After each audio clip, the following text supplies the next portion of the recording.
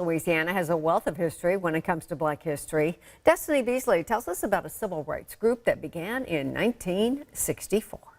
In the summer of 1964, a group of men came together behind this door. It used to be Amos and Bradford service station in Jonesboro, but it became the home of the Deacons for Defense. Well, they were burning crosses and they burned them around our church and different places. They just set up and burn crosses, you know, and we was trying to get control of it. So they would meet at the Freedom House so they can put a plan to action. Well, when they're not together, what do? This device is what Harvey Barnes used as a watchman to communicate with the other deacons. No, I just sit up on the bill and I watch for something to happen. What you going? Yeah, with my gun. I had my gun. Just wanted to protect our community, you know. He's the last surviving member of the Deacons for Defense. They feel proud to know that my father stood for what was right. During the civil rights period, many people took to the streets to protest injustice and segregation, and the Deacons will help protect people from white supremacist groups like the KKK. We knew we didn't have any protection from law enforcement, so the Deacons for Defense and some of the elder men like Harvey and Henry Amos and Percy Lee Bradford and Kurt Kirkpatrick and Cosetta Jackson, well, those men got together and tried to decide what could they do. Joy Smith says her dad, founding member Henry Amos, actions spoke louder than words.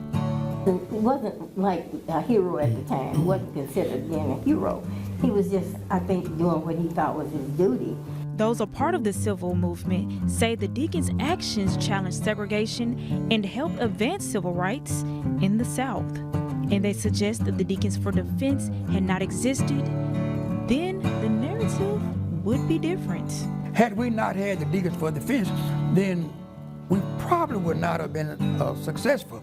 Number one, people would have stopped because they would have been fear in their heart and not knowing that they were not going to be protected by the policemen, so they catch you, beat you, or whatever, nothing was going to be done about it. But they knew with the Deacons for Defense was not going to allow that to happen. Fast forward to today, a marker now sits in this spot to highlight the Deacons' unwavering commitment to the community. I got in touch with Lieutenant Governor Billy Nungesser's office and said, look, the Deacons for Defense originated in Jackson Parish. They need to be recognized with a marker. And it was already on their radar, but it really helped to have a group of people who facilitated the placement of that marker. And now it inspires another generation of leaders. This marker, and the other things that we're doing here in the future, it's going to be a great thing for Jonesboro. It's an honor, I feel, that something came out of a small town such as Jonesboro and traveled to Chicago. In Jonesboro, There's a lot of history on this thing. Destiny Beasley, KNOE 8 News.